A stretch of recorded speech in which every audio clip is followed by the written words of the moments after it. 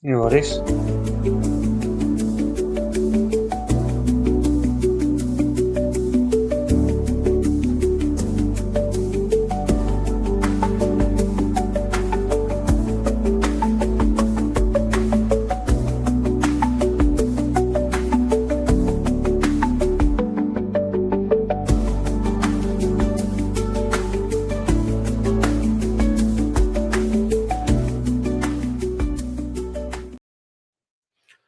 Hello and welcome along to another edition of From the Toll podcast. It's myself, Tobias Sugarmas, also known as Toby. We've got none other than Brian Blair on tonight. Brian, thank you very much for taking the time and coming back on to another episode of the podcast. Oh, no worries, Toby. So, Brian, for people that don't know, Brian's an ex-player, ex-coach, ex-manager, and now is the head of all communications today with Finnart, the academy, the senior, the 20s, the seniors, and basically running the club in general, mate. So you're head for everything now. Whereas it used to just be football, now it's everything. Well, obviously, Toby, people behind the scenes know I was kind of doing most of that plus managing. And obviously, that was the main reason I had to step back because it's just too much, especially what's happening behind the scenes with us as a club and how big we are. And there's just so much that happens behind the scenes and meetings during the week and everything. And I just found it was going to be hard to try and work with the first team because it's not a full-time job at the best of times running a senior team. You're juggling everything. So, as you say, obviously take a wee step back. We'll come up. We'll talk about the seniors later on as well. So just on a set, so we're going to be talking about everything for basically mini kickers all the way straight through. Get up the academy teams, the girls, the boys, into our 20s development, and then onto the senior. And we'll touch a wee bit as well about maybe facility-wise and how we're getting on with that, or how we're not getting on with it, or what the plans are, just to try and keep people in the loop. Because obviously people are asking what's happening. And we've got that opportunity, and they think, same with everything, you think, we've got this, what's happening now, is that not ready yet? Rome wasn't built in a day, but there's Finnart's football part, you know what I mean? So, mini kickers, so anybody that's not clued up mini kickers is the start yet.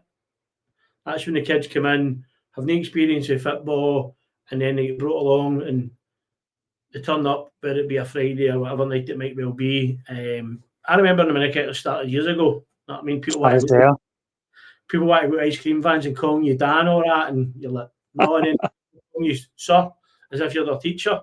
I know. That was great back in the day, and like people like your dad, Woody, Dougs, yourself, myself, Jamie, and all that. All the people have went through that. I think, mate, big Winky got involved in it. Aye, mate. Everybody who's been a player at Finnart at one point or been something to do with Finnart's had the opportunity to experience that mini kickers and pull your hair out your head. Mayhem. Yep. So it's a wee bit about coaching, but more importantly, it's about giving the kids opportunity to play football and enjoy the game. Brian, do you want to give us a wee bit more into that, a wee bit more example? So what is it? Where does it start? Who does it? Is there cost? What's the time, sessions, venues? You can take the mini kickers since we've tied down the Glasgow Green, the 5-a-side part. So the mini kickers happens on a Thursday night. And the good thing is, obviously, my dad started the club. So the mini kickers is a Thursday, 6 p.m. to 7 p.m. down at Glasgow Green. And it's only £2. So I think he used to take £1 when he first started. And we lost money out of mini kickers, but it's not about money. It's just about getting kids to start with. You never know what happens. I think the good thing out of mini kickers is my dad told me last week a parent came up to him and actually thanked him because I think his boy started for the mini kickers for that and he's just signed with Celtic. I think it's in the under 10s, whatever, still young.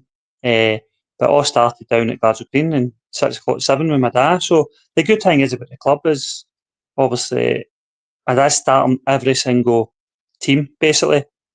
And that's where he gets his enjoyment out of it. It's for the bottom to the top, he's got a wee foot in the door, a wee hand with him. So and he's it's not an easy job. Not I mean, as you say there, we've got for instance the boys mini kickers. What is that? We've got 15 kids here, 15 kids, and obviously your dad's the coach and only coach here. Friday night, would you say that was a Friday night then? That's a Thursday. So it's a Thursday night, 6 o'clock to 7. And obviously, recently in the last couple of months, I've started the girls only mini kickers too, to go alongside the boys' academy.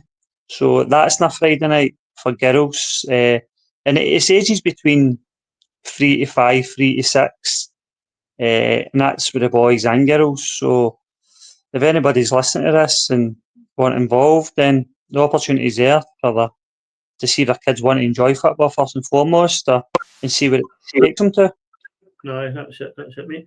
So numbers across the board for that really help. Obviously, we've got 10 girls as well, and there's a few coaches there doing that, and that'll build bigger, because we've seen that the Girls Academy has took off, and we'll touch on that as well later on. It's took off that much that we're losing things, but I realistically, it's brought and I think, see that, getting them at that age as well, just giving them fun, giving them an opportunity to run about with a ball and enjoy football and getting a wee bit of understanding of the game. It was really good. Onto the Girls Academy, mate. Obviously, Robert Kennedy was instrumental in setting that up and getting it started. And now it's John and who is it? It's now it's taking it, John and Shelley. Right, Shelley. Shelley's taking it. The Girls Academy is looking good, mate. What can we say about that? You know what I mean? It's been great, and obviously I've lost so many girls this year out it to all different teams. If it's from Morton to Motherwell to Rangers, Kilmarnock, yeah, we've lost so many, which is great for the academy and for the girls. But it can get hard because it gets that age. Obviously, we've got 8-year-olds under, and the 10s under, 12s, the 14s up to the under 16s. Yeah. And obviously it's a pathway. We're trying to build a pathway into one time having our first senior women's team, which would be great. And obviously that's a goal for the women's section, or girls section, whatever you want to call it, to have that their own senior team to look up to. Aye, I mean, we've got, obviously, you said there, under 10. So the under 10's got 4 teams, and there's 30 players in that under 10's bracket, 6 coaches. Yep. And then you touched on the under 12s again, great numbers, 34 players, 6 coaches. We're under 14's got 18 players, comes with 3 coaches, and then we're under 16 girls squad, also is 18 players and 3 coaches. So that's massive, mate. You add that up, 110 girls, 21 coaches, and what is still new, a new infrastructure to us as a club. We've always been predominantly boys or been male orientated, because football was seen to be like that. But now, with the world changing and the girls getting a lot more, attention, a lot more publicity in that, and it's only building. And some of the girls previously were playing in the boys' team. You know what I mean? It was we're getting to that. Now they've got the opportunity to play alongside girls as well. And I'm not saying it's better for them, but it probably is better for the ones who were playing football for a while before they went into the girls' team, because they're coming now, they've been toughened up, they've been playing against boys who are technically and physically a wee bit, maybe a bit better skill, a bit more powerful, just attribute-wise, that. But I just think that the girls is coming on leaps and bounds. As you say, it's very hard to keep, especially if a pro side are coming along, or a senior development side are coming along and offering your girl opportunity, maybe like being the ball girl or being a mascot and things like that. Sorry, perks that they can give the kids as well and the parents. Aye, but John and Shelley, obviously that's your baby now. They take that on and it's only growing. And us as a club, you know that yourself, we need to get behind that and support them, and that's what we're doing. You were speaking earlier about strips. You want to comment on that? What you're hoping to do there? Aye, it's just obviously an idea. Obviously, my wee girl's obviously joined the mini kickers stuff for that, and she's been playing football for maybe a year. She's only 6, but she loves it. And just what I've noticed that when she's joined training, it's just, I feel, because of how quick the girls are growing and stuff like that. Obviously, it's been passed down strips or whatever. But it seems when they're passing up, the girls are going up levels, they're all got different training stuff and different strips. So I know Shelley and that's been asking for sponsors. So if anybody's listening to this and can step up and help towards anything towards the Girls Academy, we'd be more than welcome. It's just to try and get them all in the same stuff and training. I'm not turning up in different kit, because it's not something that I like seeing. when I see that, to be honest. I want everybody that's associated with Finnart wearing Finnart stuff. And it's just something the last few weeks I've noticed.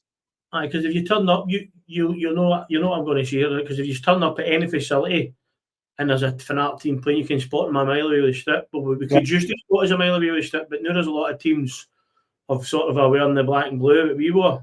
Like we've always they do it, not I mean, so to speak. And predominantly, you could always tell if an art team for quite a distance. If you turn up to a facility and you knew they were playing there, you knew what picture right away as soon as you seen the strip. So, if there's any prospective businesses or people out there with opportunity to try and support the girls and give them a wee bit of money to help them with their training kit and a new kit, it really is appreciated. Just give us a wee shout on the number below. It's going across the screen. And for guys just listening, it's 07486 583 505. Or contact the page directly as well, with the Facebook seniors page. Or if you know anybody, any coaches or that, just ask them, and I'm sure they'll pass on a number where you can contact one of our coaches. And that's at any level. Any helps. It doesn't have to be sponsor the full girls academy, because I know that's quite a lot of money. But if they want to sponsor a certain age group, we're more than welcome to listen to try and help them. Aye. All the years, mate, teams are building and progressing. You only need to look, obviously, at the numbers that we're talking about, the girls moving on to the other clubs. And it's hard for us to try and maintain and keep these squads here. And that's what happens if your success, you're a product, you're in success. I mean, you're getting better. The guys, I mean, their St Milgo's Academy, for instance, I think they had 9 players in the girls' team. They won a wee cup, didn't they? So nine players for Finnart, I'm sure it was in that squad that won the cup. So absolutely fantastic. And that's great for us, and it's great for the school as well, that they can, because then you're taking your girls' football is then taking into your school football as well. So the school benefits for obviously our coaches that as well. But it's so much so that it shows that the girls are actually being scouted by the professional clubs as well. So fair play to the guys for that. But we talk about funding and all, Brian, and it's no cheap. But we always say that tracksuits, your match day costs as well. But we'll touch on that later on when we go into the boys' academy, and then we can get a round figure. Girls, as I say, we know that really took care, Brian. But what we need to do is give them as much focus as possible. What we've gave the boys earlier year. You know what I mean? I'm not saying that we're not, because it's just sort of, as you said, it just took off. It's caught its own hop, to speak, because we started off with like one team, and then before you know it, we've got like 4 different age groups and 6 different teams and all that, and it's really building. So absolutely fantastic with that, and obviously the guys that are doing it, we take our hat off to them. We'll talk about volunteering as well a wee bit later on. But same and all, we're looking for a sponsor for the podcast, but I would rather the team's got a sponsor first. The podcast can always be done at a later date. And we've got over 12,000 people on the social followers across all the social media accounts as well. So you're only going to get your business out there as well. And that's pretty much it on that basis. Moving forward into the boys' academy, Brian, been going a lot longer than the girls, obviously. A lot more structured, a lot more settled. We've had teams for years. We were talking about it last night. I mean, we've got guys that have been there for 5, 6, 7 till now, in the 20s, and some of them are breaking into the first team. So absolutely fantastic for us for that point of view. It showed that through time the pathway it's worked, because these kids started with us and now they're adults and they're getting their opportunity into the first team. So Ellie's academy, with a few players as well going and signed professionally with clubs, and we've even sent players to the summer camp in Spain, which was an amazing opportunity for not just for the players but also for the guys that went with them, the coaches and the volunteers that went along, to see that what it was happening earlier, how it was done, how it was put across, and how they get that opportunity was fantastic. Brian, can you tell us a wee bit more about that opportunity and how it came about? Well, it came about obviously behind the scenes for the last few years. We've been working with a couple of people to help us with applications and stuff like that, and funding applications. And Neil and Bally contacted myself and Gary and said there's an opportunity I might be able to put an application forward to try and get under 16s team towards Tenerife for 2 weeks. Was it 2 weeks totally when it was 2 weeks, all expenses paid, and it's an experience for them. And it was an unbelievable opportunity for them, because you're talking about some of the kids that went. That was the first time they've travelled in an aeroplane. So it's memories they made. And I think it was 16 players and 4 coaches went. and I think they had the time of their life, to be honest. But I think obviously my dad was with him, so he was probably more stricter than what the boys would have liked to get a wee bit off the leash. And you know him, he didn't allow that at all, because if you're representing Finnart, then it doesn't matter where you are. And that was his main thing. As long as nothing comes back on Finnart, then he was still letting them enjoy themselves. And they went there and played against teams from Tenerife, and they went to games and stuff, and I just thoroughly enjoyed it. So it's a So memory for a lifetime for some of them. you see that came about through like Neil and that putting in for the funding. Obviously that stopped. It was a government scheme. It was, and obviously the funding's been I stopped. can't remember the name of it, the team's name, but it's stopped at the moment. I don't know if it will come back. Obviously, you know how tight the funding is all over the place, but if that opportunity comes again, it's hopefully it's doable for us as a club. We've done it once, so we'll be looking to try and replicate it again and get as many young players out there to experience that as well. Not just getting coached abroad and playing abroad and different experiences. It's all about memories that we talk about, because they'll talk about that 20-year time. Remember that trip we got about Tenerife? And that's it. Football, you get friends for life through football. Even doesn't matter what if you move on to different teams, you still get that. Like even like if boys are leaving us and they're going on to a different team, they still have that relationship with the guys that they've left. You know what I mean? They'll come and watch. If they're not playing themselves and we're playing, they'll come and watch us. You know what I mean? So it's really good that. Well, you've noticed that. That's what I've noticed this season, Toby. Obviously, I've taken a step back and stuff when I'm storming your cell or whatever. So many ex-players are coming out to watch him. In the last few games, I've noticed, if it's up at Shelton Juniors or Glasgow United, or it's been at Springburn, it's been a lot of our ex-players who I've either played with, coached, or whatever, it's coming out and watching us, which is great. You see that the guys coming back and supporting the next generation as well. And I feel that as if and when it's going to happen, well, we know it's going to happen, it's just a matter of time when it does happen. We get the facility and it's within our catchment area, so to speak. We'll definitely be getting a lot more spectators attending games for the local area as well, because the guys will come along and support ex-players and all that. No, I mean, it's just unfortunate where we are. It's no ideal transport-wise. And up at Shelton at Greenfield Park with the Glasgow United situation, when we shared that for start of the season, was really good, because we did have a good few numbers up there. I mean, because the bus links are better and it's local to the people, and that. But that's a thing for another day. Talking about the boys team, we've got over 420 kids in the academy. That's been doing a wee bit. We'll talk about that as due to things happening. But we've got over 70 dedicated coaches for the teams and the squads that we have got at the moment. As I say, we've lost a few teams due to changing circumstances with coaches. Work will always come first. We always say that, even to the players.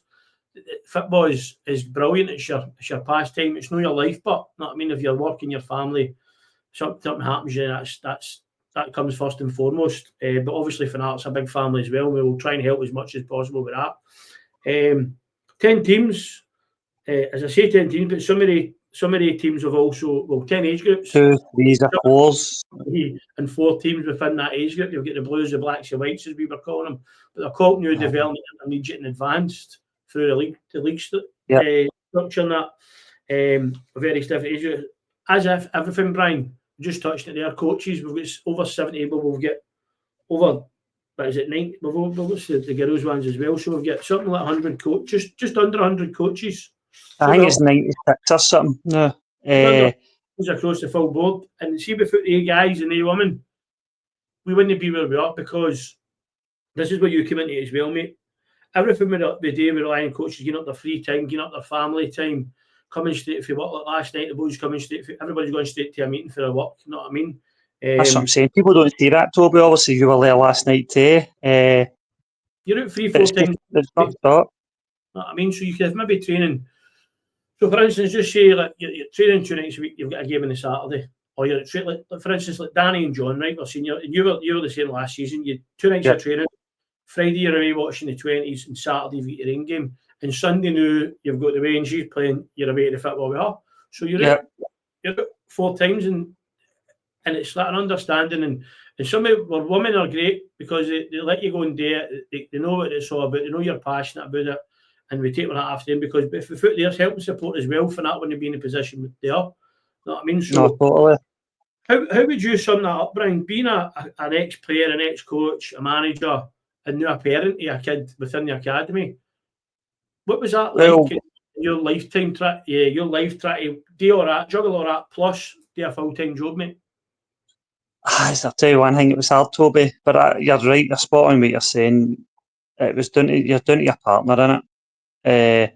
Obviously, I've been stuck in the house with my dad and my ma for years, so I've kind of rolled into my dad's role, going through it, and Laura's like, you better not do that, but I think she's kind of accepted it, how much, but with me taking a wee step back this year has been helpful regarding Amelia, my kid, because I can spend a lot more time with her, because what that frees me up is my 2 nights. I don't need to worry about the 2 nights training, so just freeing me up with 2 nights has really helped me spend more time with the Wayne, and whatever she wants to do with herself, I can go to clubs or do whatever. Football, it's football, innit? It's football daft. Or she would come down.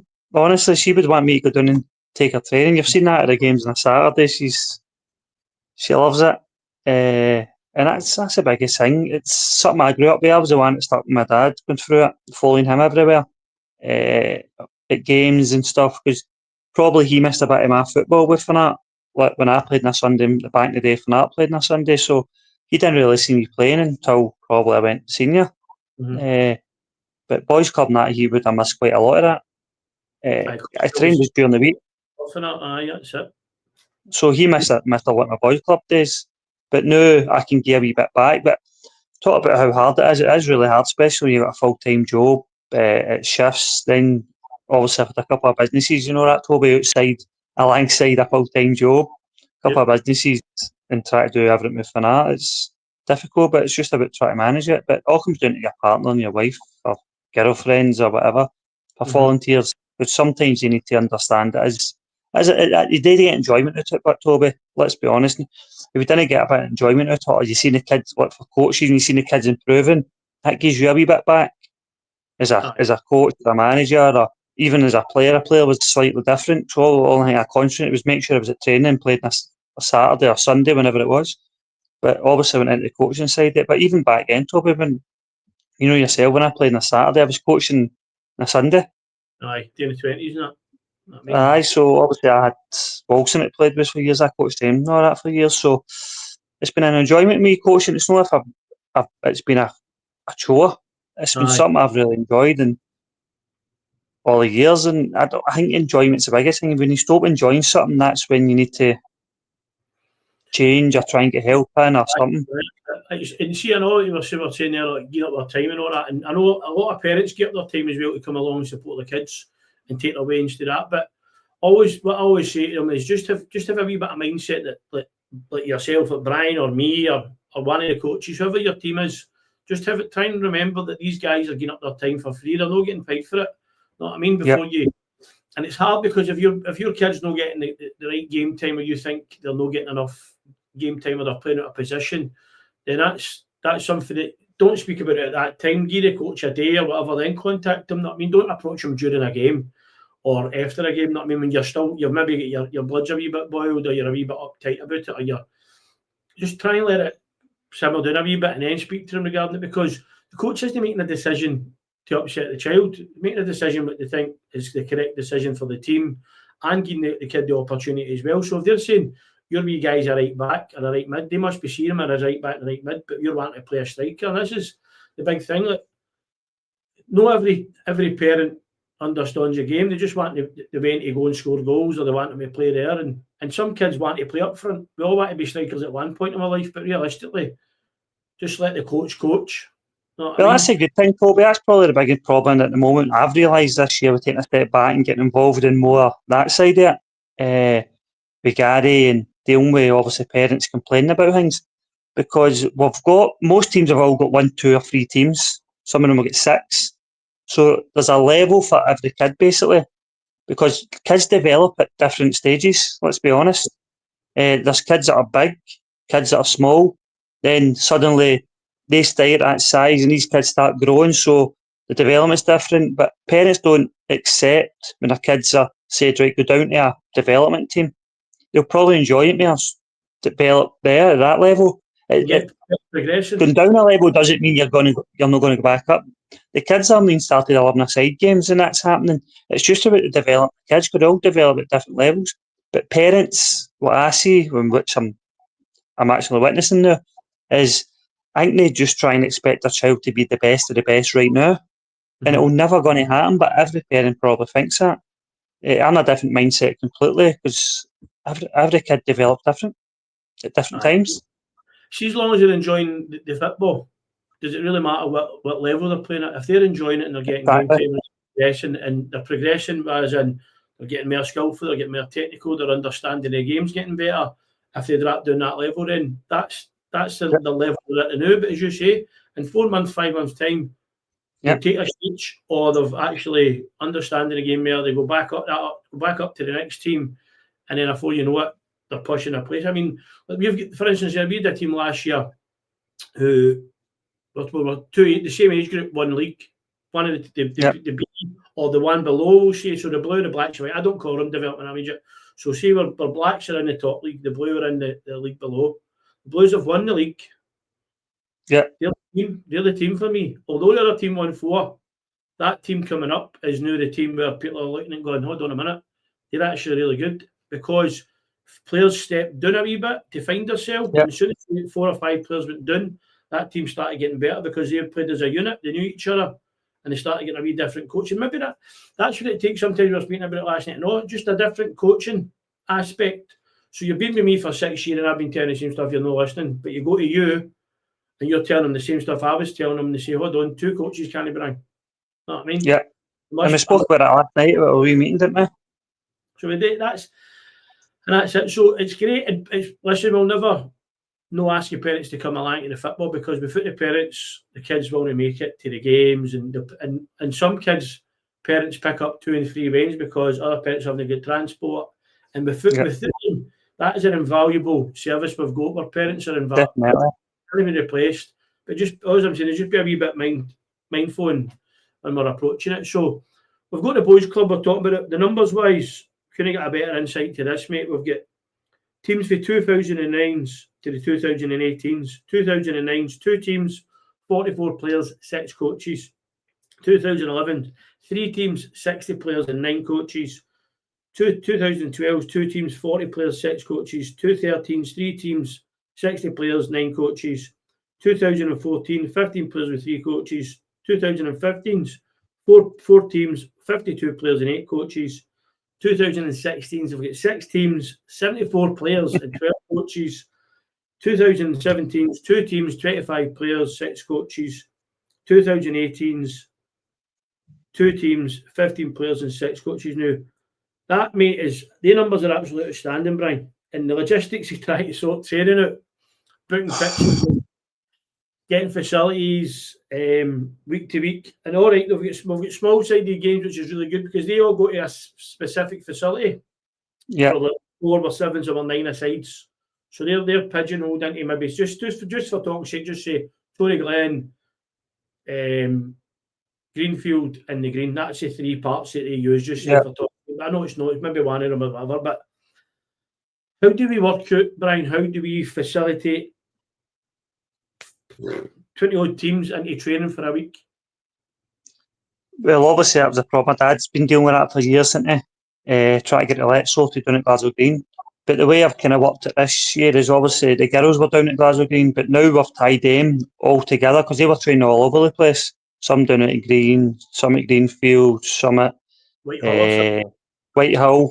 So now they're at Crown Point. So we've tied down all the lets at Crown Point for them. So that taking a big section away from lets. Then we had obviously the 2013s, because they've got 3 11-a-side teams. They have managed to get a let at East Bank School. It covers them, so they can take the full park there, which was cleared up more lets at Glasgow Green for teams.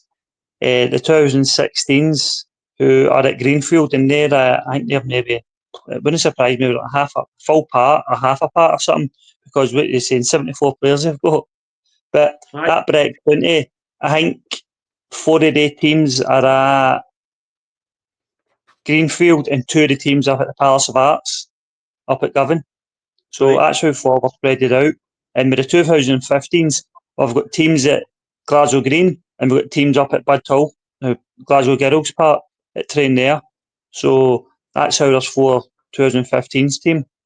Now, because I've just taken over another, I think it was roughly 80 kids or something, Yep. for another academy.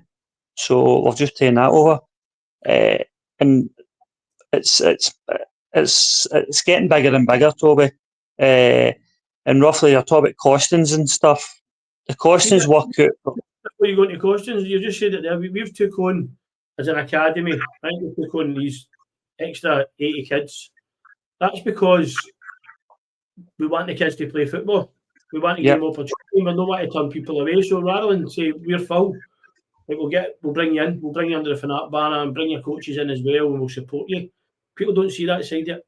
You know what I mean? They don't see that we're opening the door up and there's a place for everybody. If we go back to it again, levels, everybody's at a different level, everybody's at a different speed of learning, and so we'll always have the door open. And I always say this, and you say to yourself, when somebody leaves, the door is always open for them to come back, because everybody deserves a chance to play football. You know what I mean? Because even that's probably what I'm looking at now on the paper. The 2017s and 2018s, they've got more kids training with them at the moment. What the problem is we need more coaches at that level. So see if we got another 2 or 3 coaches at 2017, 2018s, we'd actually have more teams again. So there you go. If anybody's got a burning desire to get a tracksuit on and start coaching the kids, get in touch, because we're always looking for coaches. We'll help you with that as well. We'll get you sort of do your coaching disclosure and your badges and first aid and stuff. Yep, can get all that. So we're going to go into total figures, Brian. So I mean, for a team, just let's say the 2016s, right? What is the general cost for that? 6 teams they've got for training to match day and a referee. Obviously, the 2016 level, they pay like a game fees a quarter. So say it's roughly £360 every quarter. I'm not exactly, but something like that. So they pay that every quarter, and it might be more than that. I think that's one team. So I don't know the exact price, but it's something. It would be something along that lines what they need to pay out. So it wouldn't surprise me if it's towards already teams now. It's at the £600-700 mark every quarter. Then their training lets, you're talking about upwards of 400-500, probably more than that. It'll probably be about £600-700 a month. They'll be in fees. Then on top of that, you're talking about your training stuff. You're just talking about balls, everything we're trying to get, your bibs. Then you're talking about the kids getting kitted out with all the training stuff, the match day stuff. Obviously, we can see it's coming into winter. So now it's going to be into your tammies, your hats. Yep. So roughly I've done a full costing, Toby, right? You asked me just to have a quick look at it. You're talking about our full academy, including the girls, you won't, over a year, it's probably running, what we would need is 100 grand a year, Toby. It's no far off that. If I broke down individual costings for everything, it wouldn't be far off 100 grand a year. So £100,000, right? Imagine now if Finnart had their own facility, right, up and running. Yep. People always talk about it. That your income generating that sort of money. Yep. Year in year.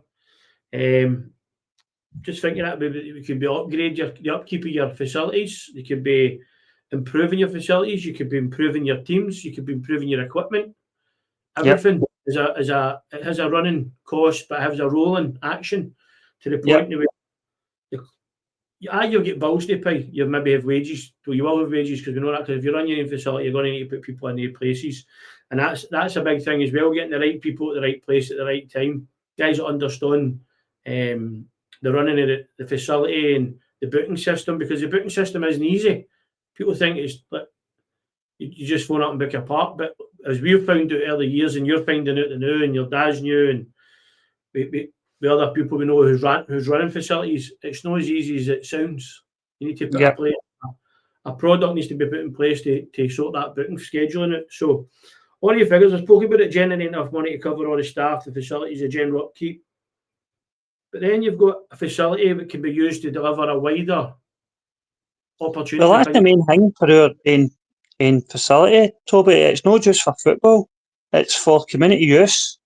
and that's a big pusher because obviously where we will be taking Get Me Home is it's an East End, and it will be getting used. I want it to get used from 10 in the morning all the way up to 10 at night.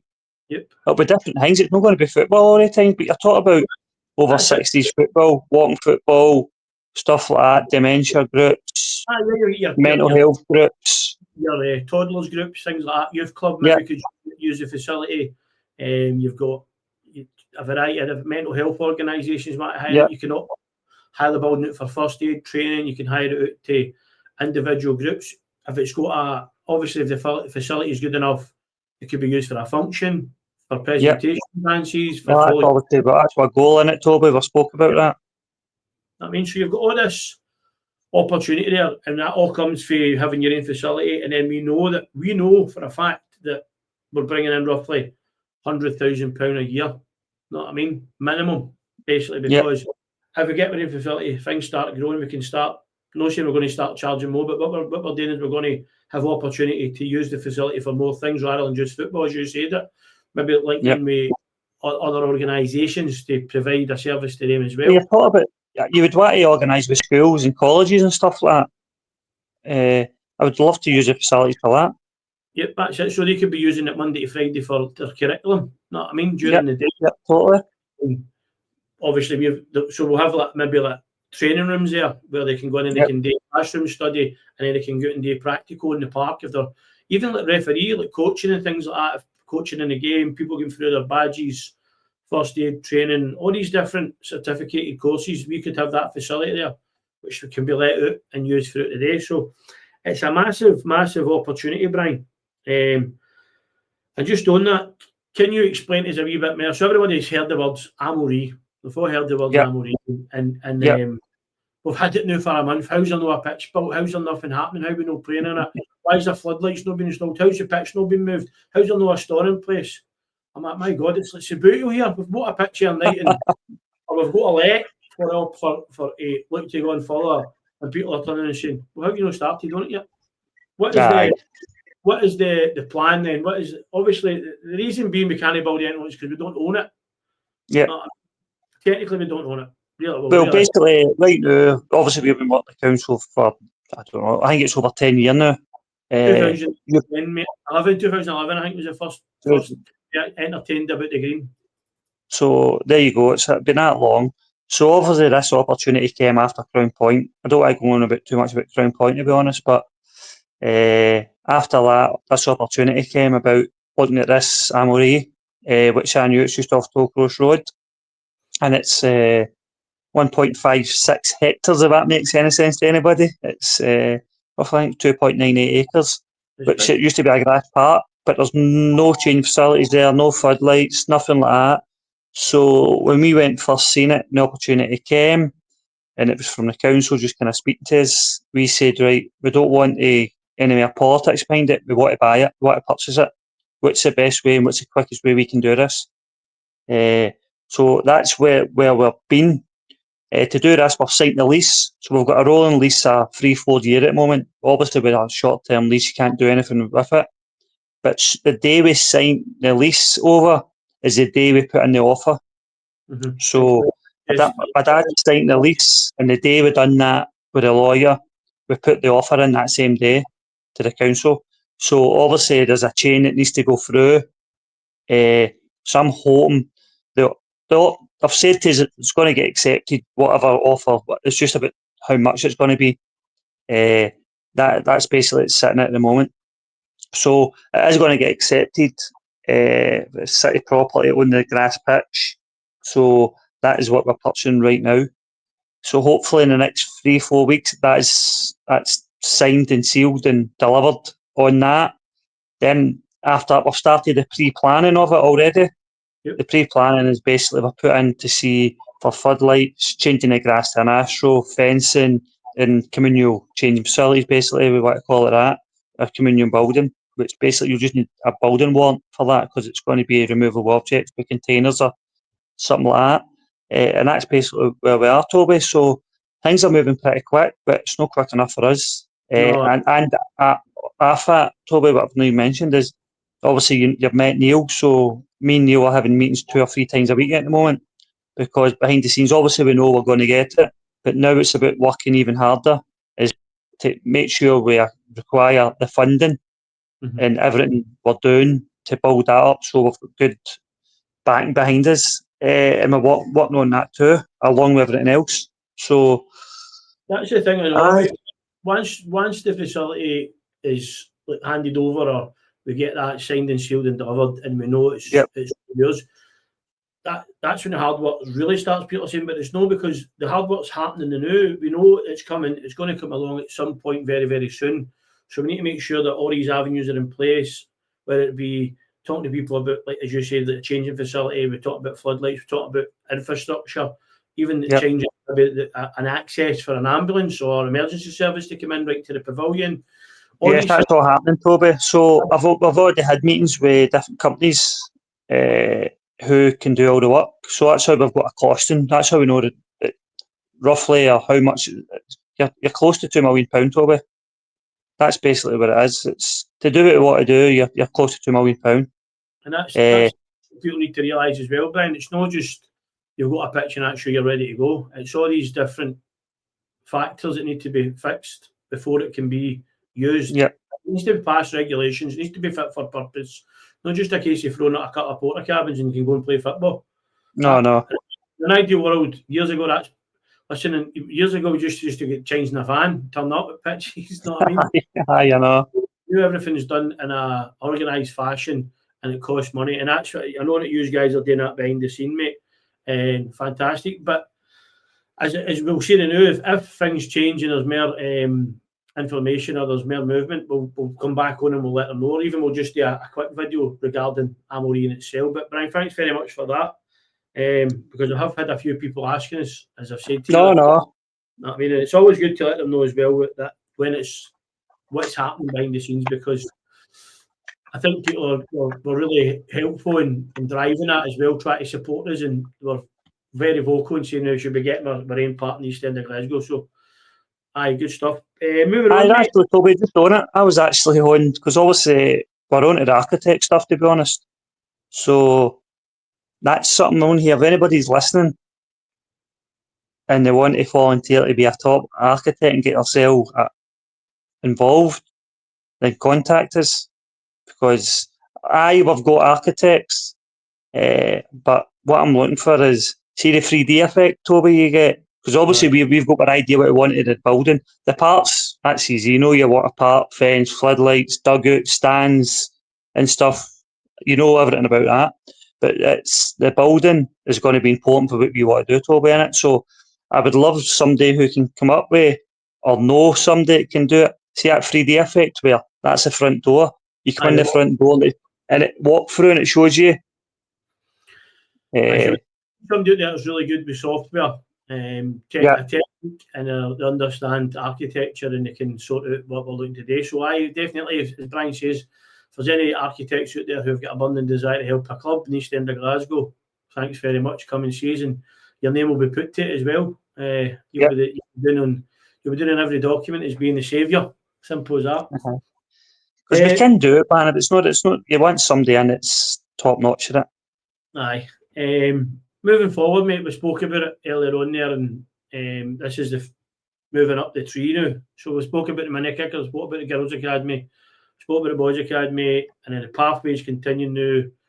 To last season it worked the 20s. We got a good 20 side last season, and so we reaped the benefits of that. We've sort of moved into the senior squad, playing a few games, and learning as well, and getting an experience at that level. This season, obviously, it'll be the exact same. We'll be looking to bed in a few our 20s team, and we know that's happening already. There's a couple of guys, we'll not mention names, we don't want to embarrass them, but there is a couple of boys out there who have made the step up, and it looked very, very comfortable for their age and in the 20s. And I know even they'll still be playing the 20s next season if they want. That's how young they are. That's how young they are, aye. They're getting the opportunity, they're getting to progress, they're being invited up to the senior squad, getting some game time, and being part of that and getting to know the players, the management, along with that match day experience. How do you feel that has gone, mate? And what's different for last season to this season? How do you see it making a difference to us as a club and the setup? It'll help us. My big thing is players like that will save us money in years to come because we'll not need to not going down that road now, but buying players, you know what I mean, so to speak. No, definitely, Toby, because last year they done well. They started a wee bit slow, but obviously it was a building for them last year. And when they got going, you could see them developing pretty quick. And we always knew they were a young 20s last year, remember, Toby? I think there was only, out of that squad, there's only two who, one of them, wee Ross, has come up to the first team. And obviously he's had a wee stop-start because of injuries and stuff. It's just unlucky start to the season, he said. But with that, only two, so all the boys kind of stuck together. So I always knew this year was going to be big for them. Always knew they'd be competing. New management team came in, teeny while probably with the boys to understand that and stuff. Then we changed the management team again. Yep. So it's been stop-start for them. But right now, in September, I'm pretty looking forward to the 20s going forward and see where they can finish this year and see how much we can develop players into the first team. Obviously it's massive for the first team, but we need promotion this year, to be honest. We need that top 8 because obviously it's a learning curve for Danny and John in that. It's come in, and I completely understand that. I know it is tough. They're trying to learn at this level too because it's completely different for 20s, let's be honest. They've said that themselves that they're good. Last season was a good season for them. They had good opportunity, good players, but this opportunity for them to step into the senior ranks was too good to decline it. You know what I mean? To say no. So it's a learning curve for them as well, and we understand that. I mean, you understand it more than anybody, mate, being there and being in their shoes. You said the objective this season is most definitely anyway is promotion.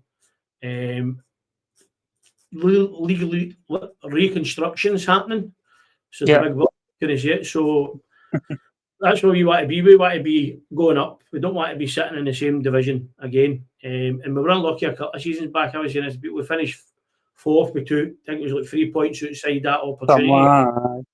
And that was due to suspensions, injuries, just at the tail end as well, you know what I mean? And it's hard. And that's a big thing this season. I know the boys started off on a couple of suspensions, a lot of people going on holiday, very slow. John and Danny are trying to get their stamp on the team, bringing in new players, finding out their level, finding out the players' level.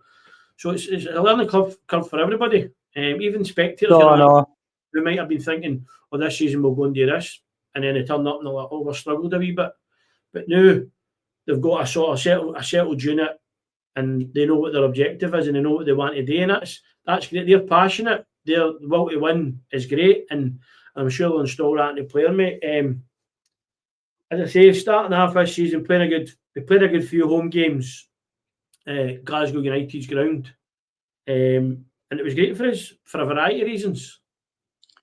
Close to our catchment area. It was better bus links for people to attend from Bristol, the east end of Glasgow, to come up to us. It's close to where our academy teams are based, just along, like some of them are playing at Green, some are training just at the Glasgow Girls and what have you like that. And you know what? For me, playing on a grass park is better than playing in any synthetic pitch out there in the world. It's irrelevant how good the park is, how good the synthetic pitch is, or how it's 5G, 10G. It's just been laid yesterday. Playing on a grass park is a be-all and end-all for football. And that's what we go at that at Glasgow United's pitch. But what I was going to say is there no possibility that maybe next season the league could look at opportunity for, say, a longer stay, maybe a couple of seasons until we get sorted out? Well, I think, obviously, I'm hoping this time next year we'll be started work on Amory. There's no doubts about that. We will definitely be starting work on it. Will it be for a line for us to play in the west of Scotland? Probably not. You know what I'm talking about. But will we be tied up for winter at this stage going to next Christmas? I'm hopeful of that. That's our goal, to make sure next year we're playing out of there at some stage. It's just down to obviously the work. You know yourself with weather, Toby, here in Scotland. So if you're putting a new synthetic part down, it's weather, because it's down to the glue. The glue needs to take to the pitch, and so there's no point in trying to build an Astro in between November to probably March. Because it could be snowing, it could be icy, it's bucketing the rain. So you're talking about after that, if we get behind the scenes, that's why it's given us a wee bit of time. We'll have it all tied down. It gives us a wee bit of time to get the funding in and speak to even commercial people and funders out there. Because right now, behind the scenes, I'm trying to get a presentation sorted.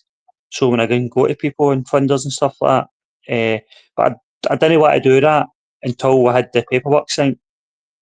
Aye, definitely. Because what you're really saying there is, to me, listening, we've got the wheels in motion that as and when it's signed across, we can say, right, listen, see in a month from now, we're getting the ball rolling. The guys are coming to dig up that ground. The guys are coming to move this. The guys are coming to lay in these foundations and start building on the park. You know what I mean? So we'll have a plan in place. And if it means it's November, then say we're not going to be doing anything new because there's no point. We'll wait to springtime and then we'll take a big run at it. And then that wee bit of space between November to the spring gives us even more time to get more focus, get more ideas together, put more plans in place, and have everything ready so that when it does come to spring and the first shovels to be dug in the ground, we're ready to go and it's full steam ahead. You know what I mean? Well, did you see anything today with Blantyre? Wally Hockey, Tom Boyd and stuff like that, and first shovel in the ground. Aye, brand new facility built up just behind where they're actually based on that old ash. And so they'll get like sort of the lights are already there, but they'll just get upgraded, you know what I mean? So they'll use the same, maybe just use the same trunking, take out the old wires, put in new wires, just pull them through. So they're not really doing a lot of groundwork on that side yet. The groundwork, all your cables are already in place. You're just upgrading them, you know what I mean? And that's going to be brilliant for them. But for us, obviously, we were very lucky and fortunate that we were allowed. The league did us allow us to share, but also that Glasgow United were very willing to let us share the ground for that period of time. I mean, well, even the hospitality, Toby, we sat and had a few beers after the game, and I'm going to touch on, mate. Not just on letting us run, but their guidance as well. Giving us saying like you could do this, you could put on hospitality, you could maybe try that and go back into our facility and utilise that and use it and bring the other team in. And that's something we've no go at. We've never had, because we've never had our own venue, but that'll be something that we'll be looking to put right, obviously, when we get rain. But I just get in it. It's a different environment, atmosphere. You can sit back and relax. Being local, we didn't need the car. We could have a couple of beers and then just get up and go up the road. You know what I mean? So it is different, and that is another income as well. You know what I mean? You've got another wee income generating on a match day as well, where players maybe go in, well, no players because they'll be in for a pint of all the game, but players come in after the game, but your spectators can go in before it, half time, and then at full time. You know what I mean? And that's where the hospitality thing's done. But we've kind of spoke about, and you know, the people. Like I talked about the experts that all turned up last week to the game. They would love to hospitality. You know that, Toby? You know them. They would love to turn up hospitality and have a pie and beers and that and stay at the end and then go on with their nights. And I think it could be successful. I know it will be. It's no. Listen, Brian, I was at Clydebank versus Lithgow Rose at the weekend. Last weekend, the cup game, Scottish game, because we were doing a radio show for it. The hospitality there was, see that, but they put on it was first class, mate. They had like the buffet on the table and the people served you. You didn't even need to get out your seat. You brought you your drink here. As soon as your drink was finishing, they got you another drink. I came in at half time, they had you a wee half ready and all that. You had your pies, your tea, your coffee, a cake. All these wee things, you know what I mean, make a difference. So much so that there's me and a couple of boys going down on the 5th October for a day. You know what I mean? So I know what you're saying there. The boys who come and watch us, they would really love that, just to sit there an hour for it, couple of beers, kind of have time for another beer, watch the game, then go back in for a wee hour after it. You know what I mean? And then go and enjoy the rest of the night. But mate, we could talk all night realistically, but pretty conscious of the time that wrapping it up. So thanks very much. I've just watched 2-0 City. I'm pretty conscious of time, but thanks very much for coming on again, Brian, and giving us a wee insight. Not just the academy, but obviously what we're trying to do and build for the future, right? For the mini kickers, to the academy teams, development, seniors, and also Amoree, because that is a big thing for us, a venue to home for the next 100, well, the next 45 year, 40, what is it, 79? It'll be 50 year when it comes. No, For 40. Yeah, the next milestone's 50 year for the that's club. it. We want that for another at least 50 anyway. But mate, thanks very much. Been a pleasure. There's only one thing left to say at the end of these. Monistar. Ryan, thanks very much. Right. Have a good See you later, Toby. Right, day. bye. Bye.